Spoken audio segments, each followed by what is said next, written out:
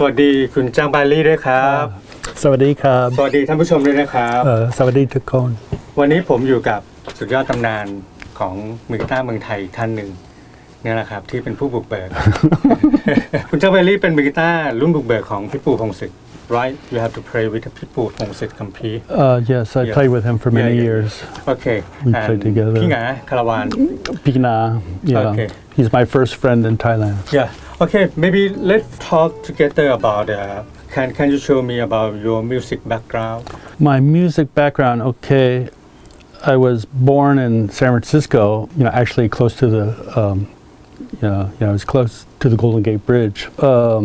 In the middle of the 50s, I started listening to rock and roll music, Elvis, Buddy Holly, and many others. And then I heard the sound of the electric guitar, Fender guitar, and I knew that I wanted to play guitar when I was a little boy, actually. I just loved the sound of, of the electric guitar. 12, 13, I started taking guitar lessons at the music shop, and I had a jazz teacher. He gave us these jazz books, and then we learned how to read. And I'm still trying to play the chords. It's like a tension chord. Yeah. And so we would learn the jazz chords. And then about 1964, the Beatles and the Rolling Stones came, and that influenced everybody to start playing in bands together. And so I got into some high school bands. Well, okay, then we were always drawn to the blues music, like the Jimmy Reed. We loved him.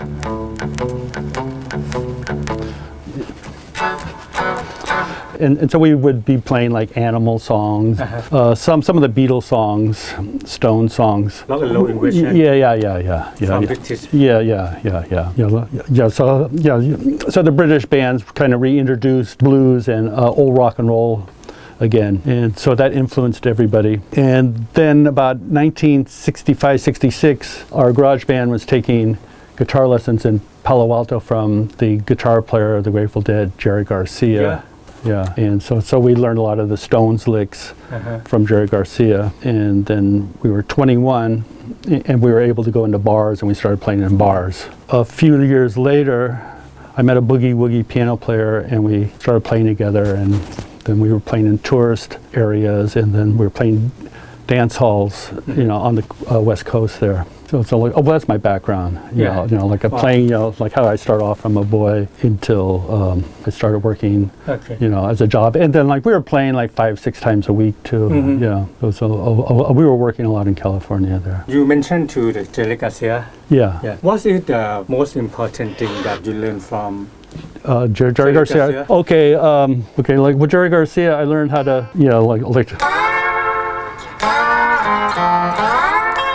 I learned the beginnings of G tuning from him, or that's what stuck with me. A lot of the other things he taught were Rolling Stone solos and stuff, but like it.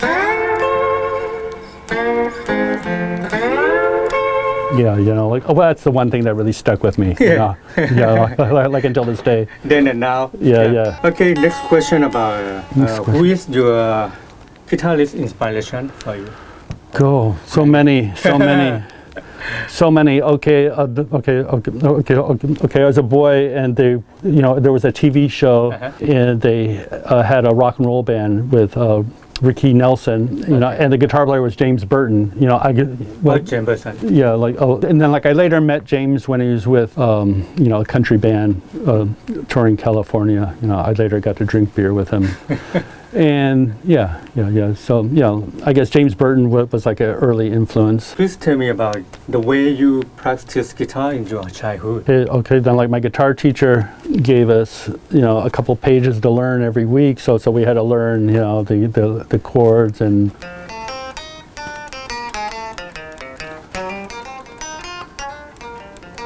learn that. And then as soon as I started playing in bands, and then we started to learn the songs on the radio. Like the popular songs, Rolling Stones, Beatles. You learn song from the radio, just like you listen to the radio and you try to copy. Yeah. Okay. Yeah, okay. Or then like we would get the 45 singles, and then like we would slow those down to From vinyl. like of vinyl, and then like you could slow those down to like the 45. You could slow those down to 33 or then like 16. Okay. Yeah. And then like you would slow down the records and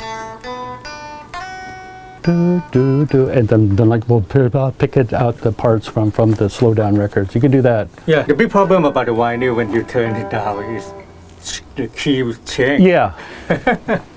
but like okay, then like you learn how to transpose. Okay. Then like Okay. the key would change. And then how did you develop your playing guitar? Then like we would get together and we would just play, together, family and friends. We would get around, sing songs, and play together all the time. On Saturdays, Sundays, Friday night, and then we get together with guitars and play all the time. And then as soon as I was able to go into bars, and then I started working in bars to make money. Did a full-time job. Yeah.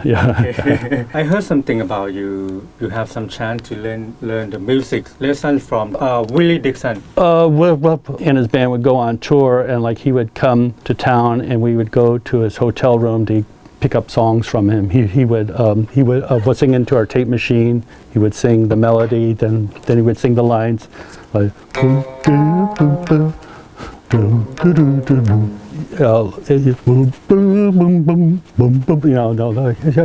So he'd give us all the parts to the songs, and then like it really helped to get our band together to like have such great songs from a blues player. And like he would give us advice, like he said, like, oh well, don't play it all at the beginning, like we'll save it for the middle of the song. Sometimes you don't want to start off really, like you want to start, and then later in the song make it stronger. And then the song, he said, like, pace yourself. As I know, you have some chance to work with the Rolling Stone. How did you meet Rolling Stone? Okay, I was living in Germany, playing in Germany with my friends in different bands, and then like in the summer, then like there's very few gigs, so like I had an opportunity to be like a driver, and then like set up phones for the Rolling Stones, and then like I also worked front stage in front of Keith Richards there for the gigs, so it was fun. I think it's really fun and really exciting. Yeah, like big production, really so big. Because the Rolling Stone, they always play in the big press. Big press. Stadiums. Well, like it took about 7 or 8 days to set up the stage. 7 or 8 days for set up the stage. It took about 7-8 days to set up stage, and they had a few stages that would go from one city to another. And then like the breakdown took maybe about 20 or 30 hours. We just work and then like break it down. For 3 hours work. For sure. Okay, another story about Neil Young. Neil Young. So like I've had a couple times where I've run into Neil Young. First time was after the Kent State shooting. Then like I went to my friend's place in the woods, outside of San Francisco, and like we walked to the waterfalls, and there was Neil Young and David Crosby sitting there. Neil Young was, playing like an acoustic guitar. 4 dead in Ohio, and so I had some very bad cheap beer. Okay. Very bad cheap beers, and so I gave them the beer, and then like when Neil Young, he just drank the beer in about 2 seconds, it's like going like that. Just like and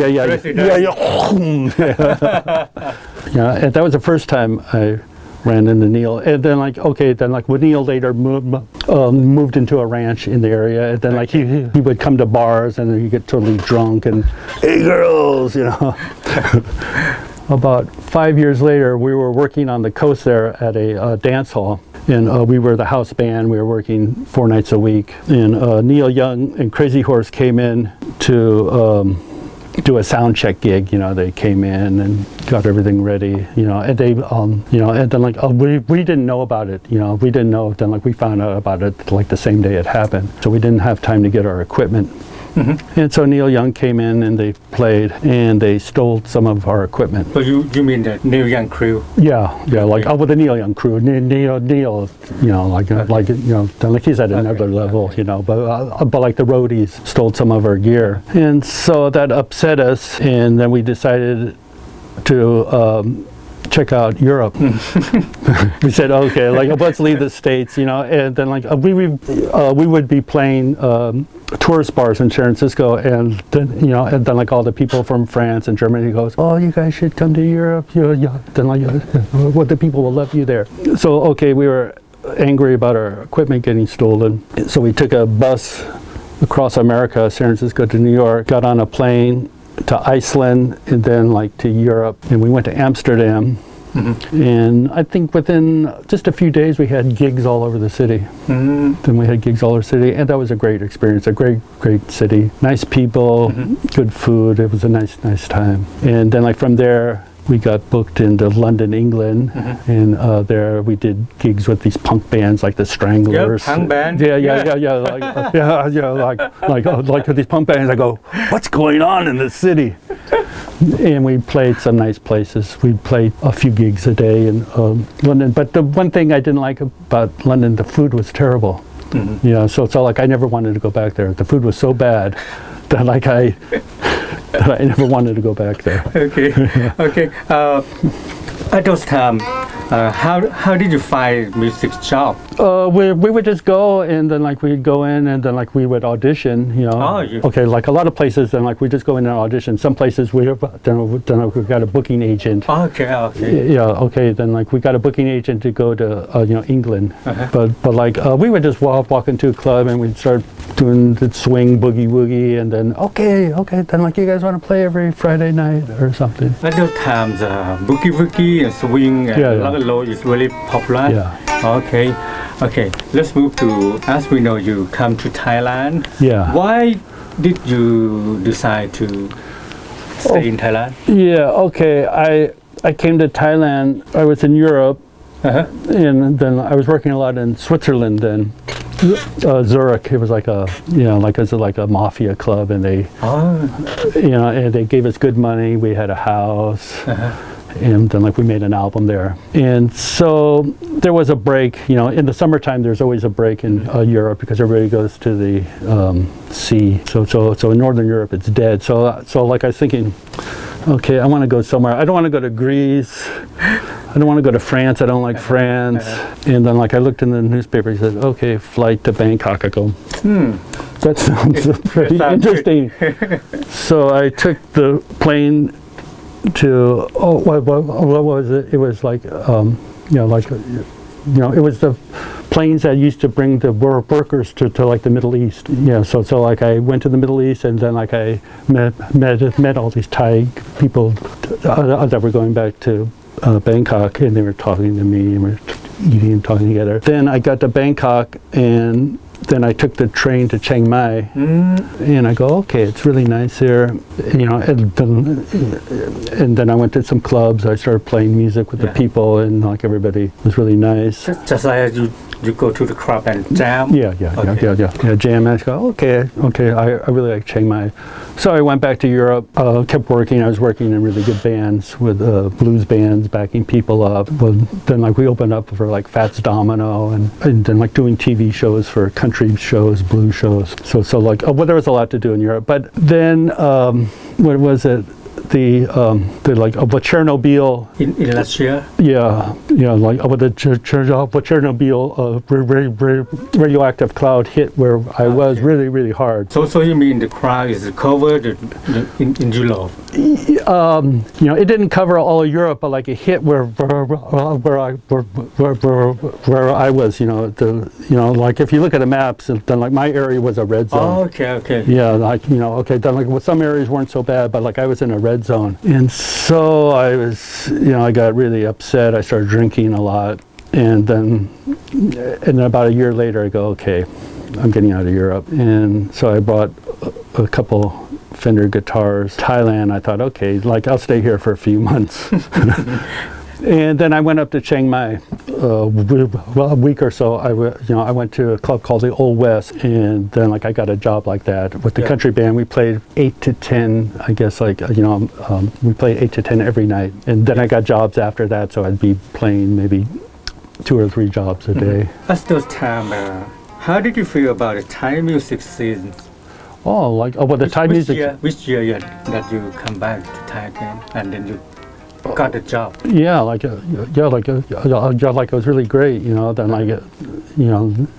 I came and I was able to sit in, jam, and meet people, play with people, So it was great, I was able to live, if you could play music and live, then it's a good life, Yeah. You moved to Thailand, and as we know, you have some chance to meet Karawan. Okay. At that time. Yeah. How did you meet? Okay. I was playing every night at the Old West, and then I went to the night bazaar. It was really strange. I went there and I heard a Carawan song, and I go, I'm gonna play with this guy. It was just like a light went off in my head. It was like boom. I knew it. The hair stood up on my arms. It's like oh. Yeah. Okay, this is it. Yeah, it was a few weeks later. Carawan came to the Old West Club, Prongteb, Monkonoto, Carawan, and they would start playing after our country set. So they saw me play with the country band, but I didn't get to see them because I had to go do some other gigs that night. And the next morning. I got a phone call and they said, Carawan wants you to play bass with them. So I go, okay, good one. So I went to the club and I met Carawan. I had a bass and I got a pencil, start writing out the songs. I go, oh, okay, these songs are really nice, the chords are very interesting, I like it. So we played a few nights at the Old West. I was playing bass. Prongtep was playing drums. Boom, boom, boom, boom, boom. And it was pretty good. I was playing this punk style bass. So it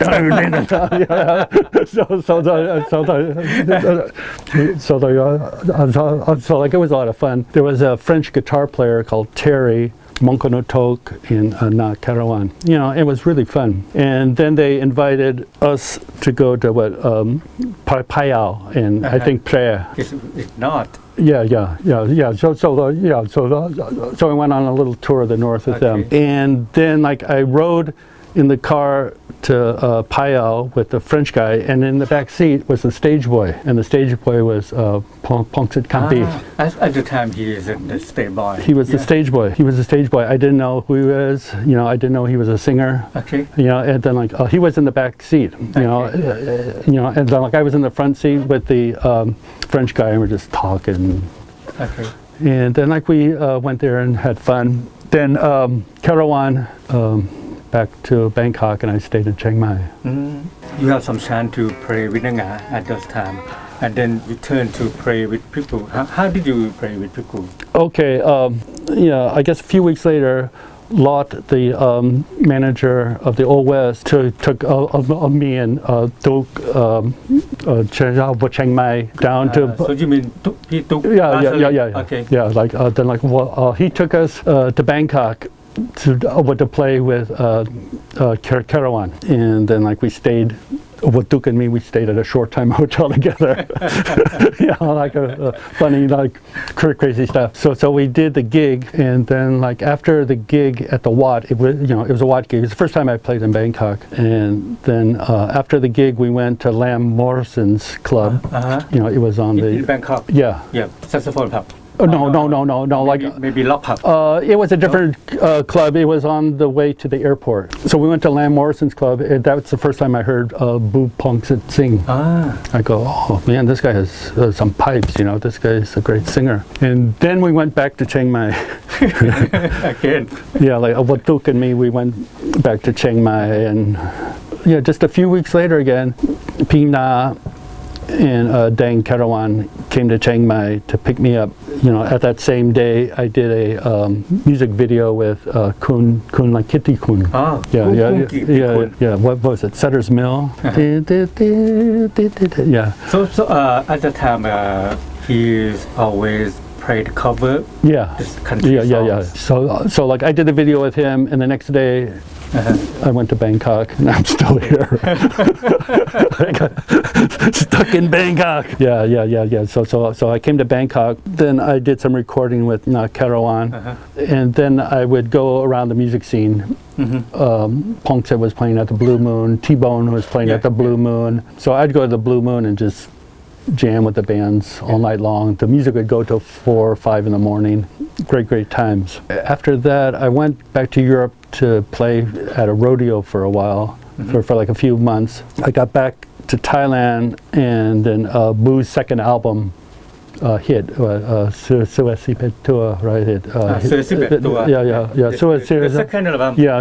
And then like, but they invited me to join up with them. To join up the full-time band. Yeah. So I got a pen, learned the songs. And then like I did a TV show with Carawan too for the Look My Thai album. Okay. And then we did some TV shows, and we started touring around. Yeah, it just took off from there. When I was young, I had some chance to watch a TV show. I saw you play the low dentry. It's a live broadcast. Yeah. How did you prepare yourself before the show with people Pongsit and Carawan? Yes, I had to listen to the songs, write out the chords, write out the parts that I needed to know. So I got back from Europe, and I didn't have much time. I only had like a week or two. So like I really had to study the songs hard. But I think the shows turned out okay.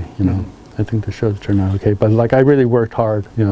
Like to make sure I knew the songs, and like if I needed to, I just throw a chart on the ground. But so you mean you practice all day? Yeah. Before the show? Yeah. Or days before. Or then I would get up in the morning and I would go over the songs even before I went to the show. As we know, you play with Pitbull Pongsit. Yeah. I just want to know about the process, the song process that you're working with Pitbull. What like in the studio? Yeah, in the studio. Yeah. Okay. Like Boo would do like a guide track. And then usually the drums and bass would come in and do it, or then like not a demo, then like he'd come in and then like he would lay down the song, and then like we would come up with the part, acoustic, vocal, drums, bass, and maybe keyboards, guitar, whatever. And then next you. Yeah. Okay, the one song that's very much very popular in Thailand from Pitbull Pongsit.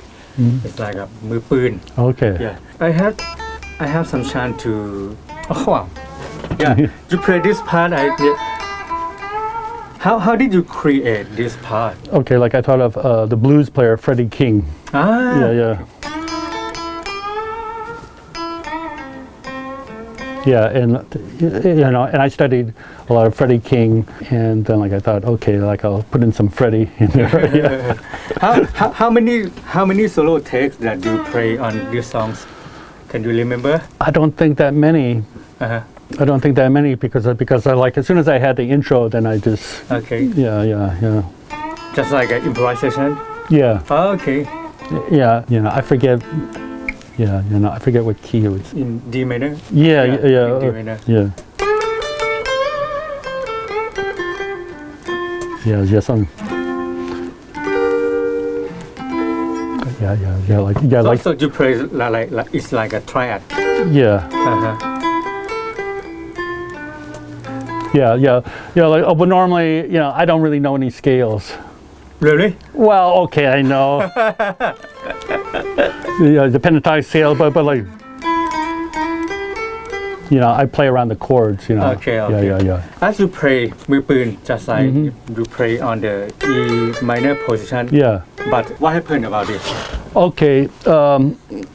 Like in Europe, I was working in Europe, and I was, I got these books from Ted Green, the great jazz player, and then like what Ted Green said, the way he got a sound of a Telecaster, he put 14s, on there, and then like he would tune it down a step to D. So like I had a nice 55 Telecaster then too, Fender number 7515 actually. It was like it's probably worth $1 million now. So like I put a set of 14s on there, tuned it down, huge sound. Oh, okay. Huge Yeah. huge sound. And then like I got a lot of work backing up other guitar players because like I would be in like a Pongsid would be in like a D minor, right? And I would be like that, and then like I would make a big sound. It's like that you have so many layers on the songs. Okay. Yeah, and so I started doing that in Europe, and I just feel more comfortable with the guitar, in D. I just like D now. Stevie Ray Vaughan, I think, tuned to E flat. I think Jimi Hendrix was in E flat. A lot of people tune down. Or then, like if you see like CCR, CCR was in D all the time. Yeah, like with CCR songs, a lot of them would.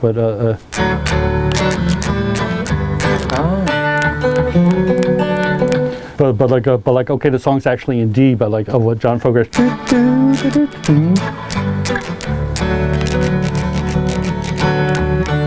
And his brother was playing like a D chord, and John Fogerty would be playing an E chord, and that would give CCR the big sound. Yeah. This is a really secret. Okay, let's move to the big concert that you play. Maybe at the AGA concerts that we call concert นี้ Okay. ไม่มีเหงา Yeah. Like I remember that. I remember that. Can you share about this story? Because this is really great concert. Yeah. Like but it was a fun show.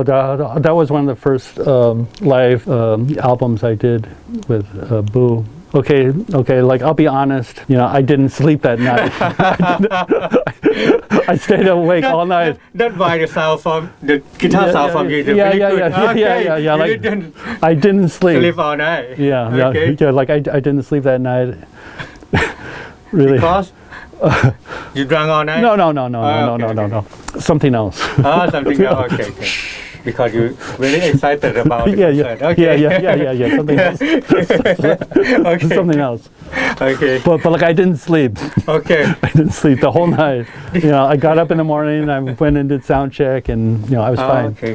I was This fine. is a very big concert and very important concert. Yeah. Let's move to when you play guitar with people Pongsid or maybe Pinga Karawan in Thai lyric. Yeah. You have something problem about lyric and the music that you create the solo. Well, like I try to listen to their melodies. I try to understand like the dynamic of the song, if it's going up or down. I think there's no problem. I just try to make the best parts I could, which can be difficult, but like I tried as hard as I could. So because you listen to the chord progression and the melody. Yeah. Let's move to your music here. Yeah, I've been playing the Strat now for a long time. I used to play Telecasters for a long time. Yeah, I'll just use the amp, maybe reverb, delay, and tremolo, like. Okay.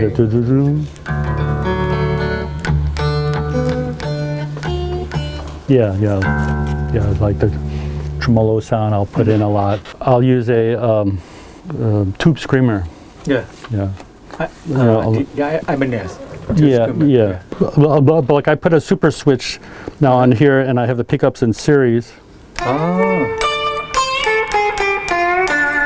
So it gives it a little bit.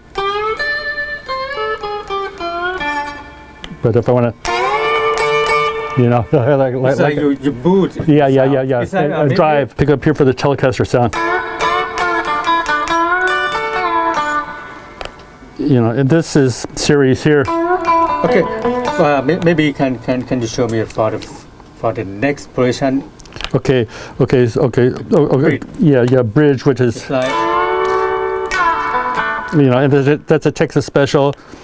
Then I have these two pickups in series. Okay. Then I have these two pickups in per. Yeah, like.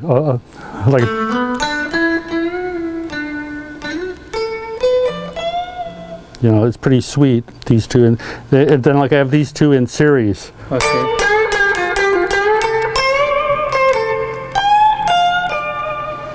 then I have this pickup alone, which is nice pickup.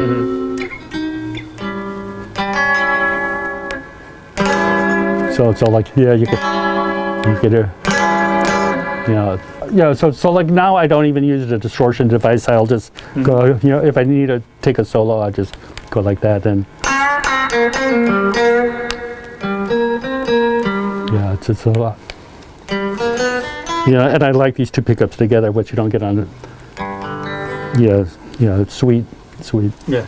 Okay, as we know, you really excellent in the blues style. No. Slide. Yeah. No. It's very fast. Could you share some advice about the good way to practice the slide guitar? Slide, I would listen to Muddy Waters, like we'll get the headphones on and like copy Muddy Waters and Elmore James, like we'll go back to the source people all the time, or then like even go back, earlier. They is the originals. Yeah. Or okay, the slide playing goes back to the 20s and 30s, but like if you want to get started, it's good to listen to Muddy Waters. And try to copy them. Yeah. Like we'll just get on the headphones and just copy it. Can you show me?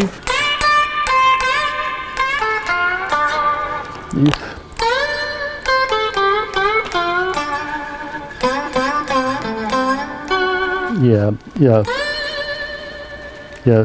What was that? I was like 16 years old, and it was I think the second time I went to the Fillmore Auditorium. It was a Sunday afternoon, $2.50, Jefferson Airplane, Paul Butterfield Blues Band, and Muddy Waters. And I got to sit up right in front of Muddy. And then like he started playing the slide, and then like the hair on my arm, I was like, It's very amazing sound. Yeah. Like just power.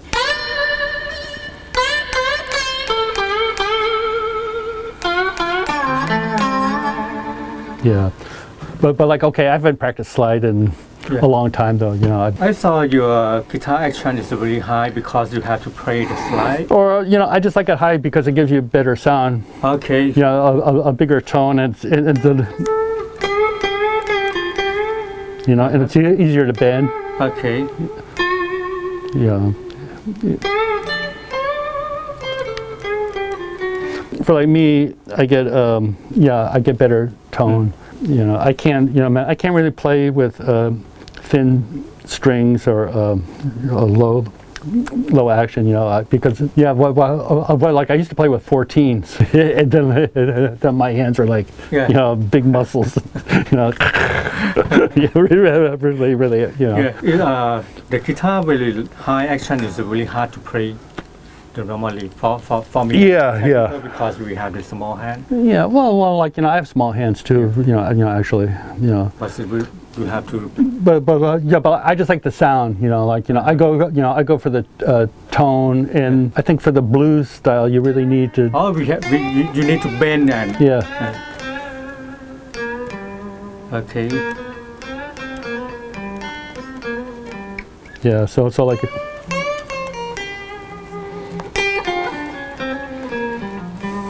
Okay, you talk about the blues style and the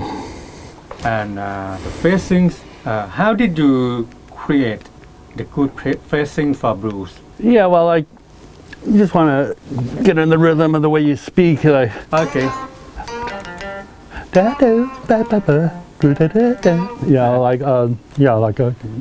Like you do phrasing like speaking. First of all, you have to hear. Like. So I mean, the first of all, you have to know about the blues phrasings. Yeah, like I haven't actually been practicing the blues in a long time. I've been trying to learn jazz chords.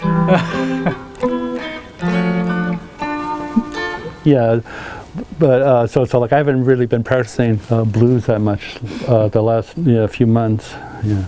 But it's come out from your soul. Yeah.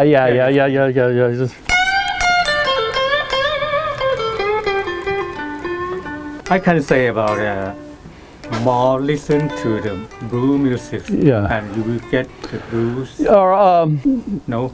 Study Freddie King, B.B. King. Okay. So you just put on the headphones and like you just try to copy. Okay. Just try to copy in the best way.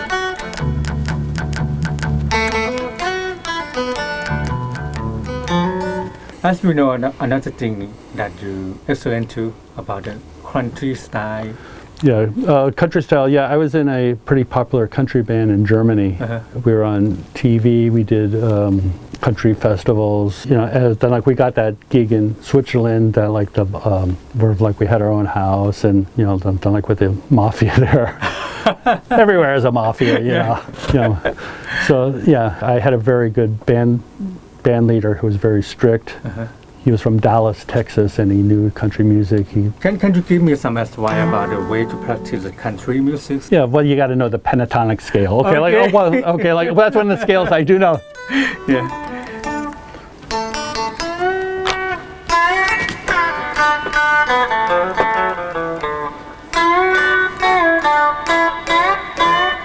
Yeah, so it's different bending style, huh?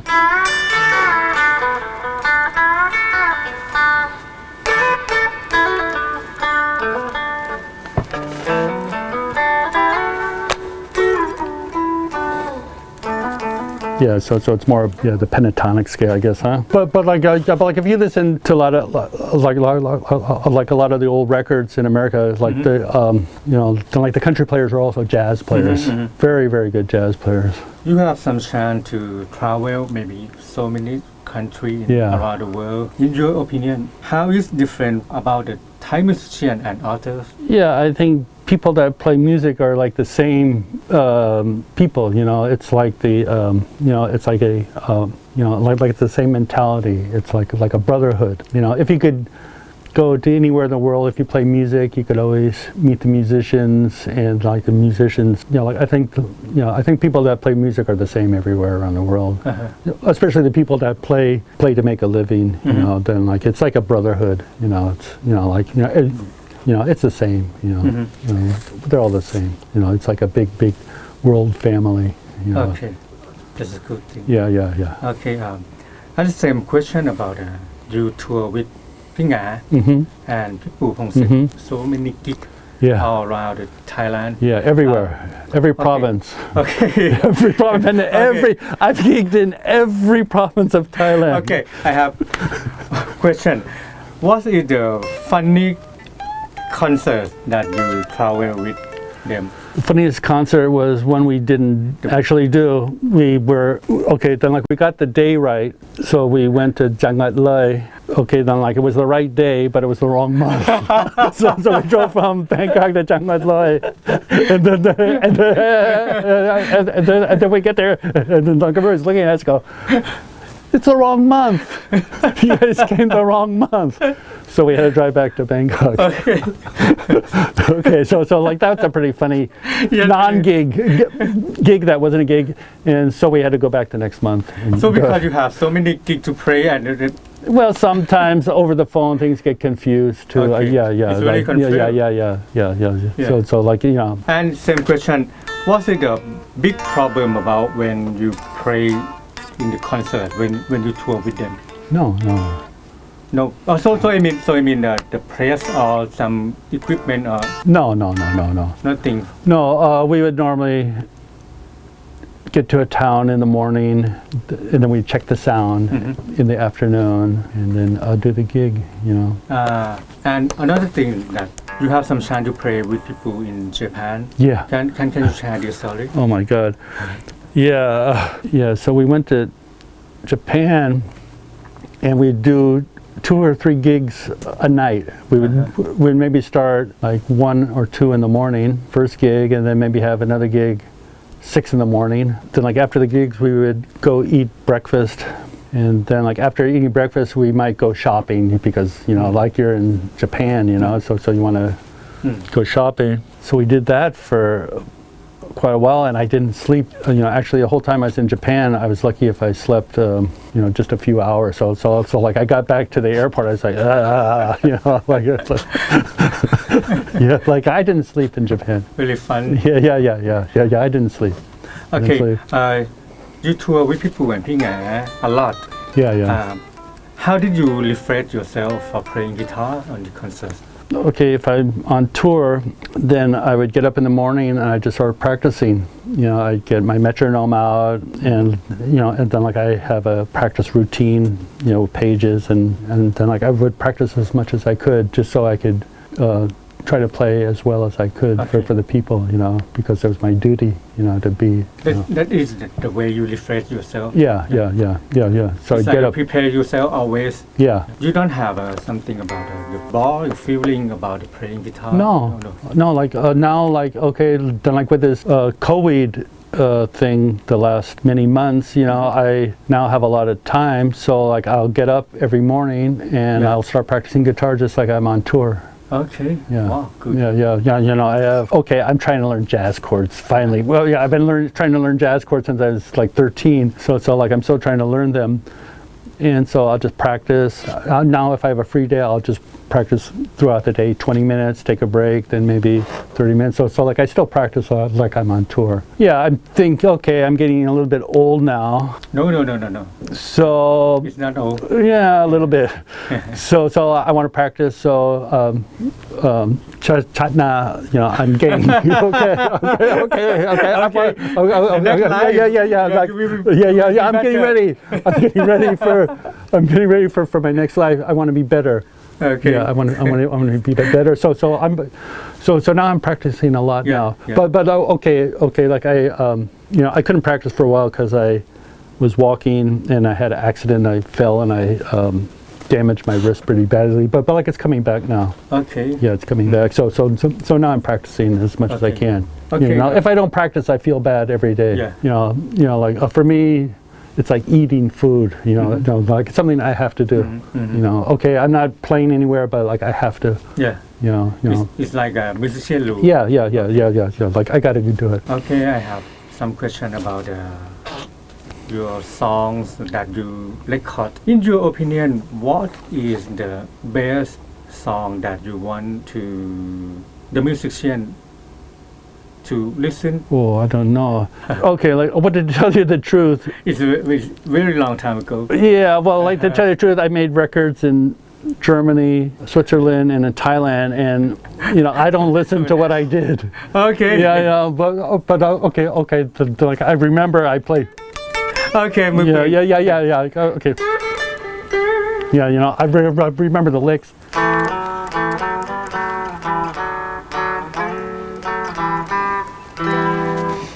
Yeah, and I made that song with Boo. I like that song a lot, huh?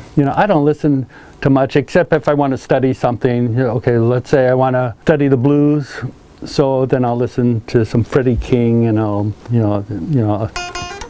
try to get some licks from him, or study T-Bone Walker or Charlie Christian. I'll try to get a few lines from them. But so I don't really listen to songs anymore. I don't have anything that I like that's out now. There's no popular music that I. But now it's just boy bands, huh? The Korean boy bands or something. Okay, can you give the name of the 3 albums that you listen to, and the 3 albums changed your life? Okay. It's really hard. Yeah, okay, I liked the first Buddy Holly album that came out, and and then I used to have a copy of that. What's the name of the album? It's called Buddy Holly. Oh, okay. And it's a classic album. But this is the band that the Beatles listened to, the Rolling Stones. Everybody. And that one I would always listen to when I, in the '60s. In the 70s. Okay, I like a lot of the Ry Cooder albums. Ry Cooder. Yeah, I like Ry Cooder albums. He always makes great records. I think the first Rolling Stones album, in November '63, Kennedy was killed. And then a month or two later, the Beatles came, and boom, there was just a big explosion. And a few weeks later, I saw a photo in the paper, Rolling Stones are coming. And then I look at the photo, I go, I think I'm going to like this band. So I went to the local music shop, and I was the first one to get the Rolling Stones album. And that one was great. It had all the old blues songs, and it kind of reintroduced us to the old blues from the 50s. So I think that album changed. Yeah, so Buddy Holly, the first Rolling Stone album. But there's so many great Bob Dylan albums. There's so many great albums from different people. And I have hundreds of cassettes Yeah, I too. know, Yeah. I know. CDs. Me too. Yeah. As you are the musicians, you play in the big concert, you have your own album. What is the next dream for me? Yeah. I don't know. I'm just trying to survive now, right? Yeah. Okay. Times are tough, and now my wife is sick with cancer. Wow. So I have to take care of her. I don't know. I made some backing tracks. If it gets too bad, I'll just go on the street corner around Seacon Square and I'll start playing music. Start playing surf music. On the street. Yeah, I don't know. But yeah, like I would like to play again. But I don't care if I play on the street, if I play in a little pub, big concert. It doesn't matter, okay. It's all the same to me. Okay. If I can make people happy, if people go, wow, okay, I like it, then I feel good inside. So it doesn't matter the size of the audience to me. Yeah. Like I have some equipment now and I have backing tracks. So I'm just going to go on the street and play for people. I wish your wife get better soon. Yeah. Okay. As we know, you are the teacher too. Yeah. For today, you still teach the guitar. Yeah, ukulele to little kids, and then like guitar. Yeah. Okay. Yeah. If someone want to learn guitar with you, how did they contact you? You have Facebook or? I'm on Facebook as Jack Moram. Jack Moram. Yeah, and if you want to know why I got that name from Pina Carawan. This is your nickname. Yeah, okay, like I first moved to Bangkok, right? Okay. And my first Thai girlfriend was a famous Moram singer, Hong Tong Dao Udon. Oh, okay. Hong Tong Mai Rak, Hong Tong Mai Rak, Cry Rak Jack Contio. Yeah, and so like my Facebook is Jack Moram now. Like I had my Jack Barry Facebook thrown out because it was too political for the CIA, I guess. And then I'm online too, so under Jack Barry, so people can contact me under Jack Barry online or Jack Moram on Facebook. Yeah, okay. Jack Moram on Facebook and Jack Barry online. Okay, Jack Barry online. Yeah. I like to teach. If somebody wants to learn. Okay. Like country style or American style. American style. Okay. Blues. Yeah, blues. Boogie. Yeah. Okay. I have the last one. In your opinion, what is the important thing that a musician should pay attention, should care, but they are not? Well, you want to take care of yourself. First of all, you don't want to. I'm not a kid anymore, and a lot of the people I worked with in Europe, some are dead now from drinking or so like you want to be careful with your body. You want to treat yourself right first of all, and like you just have to work hard at it. You have to work hard. You have to focus in. Say okay, like I'm gonna learn this lick this week. So like we'll just learn what you can just to make one step at a time, or then like we'll just learn a few chord patterns. Like I'm still trying. I'm still trying as hard as I can to learn. Like it's something that never ends. But most important thing is you take care of yourself. I've several friends in Europe now are dead because of alcohol and shooting up drugs. So like you have to take care of yourself and take care of your thinking first. Okay. Thank you so much. Okay. นะครับ Bye bye นี่คือบทสัมภาษณ์ของคุณแจ็คแบร์รี่นะครับผู้บุกเบิกเป็นมือกีตาร์ให้กับน้าหงาและก็พี่ปู่นะครับแล้วก็ถ้าใครสนใจจะเรียนกีตาร์กับคุณแจ็คก็ติดต่อไปเลยนะครับแจ็คแบร์รี่ออนไลน์นะครับทำได้โอเคเทปนี้นะครับผมกับคุณแจ็คแบร์รี่ต้องลาไปก่อนแล้วนะครับแล้วรอติดตามชมว่าเทปต่อไปผมจะสัมภาษณ์มือกีตาร์ท่านไหนนะครับเทปนี้ลาแล้วครับสวัสดีครับบ๊ายบาย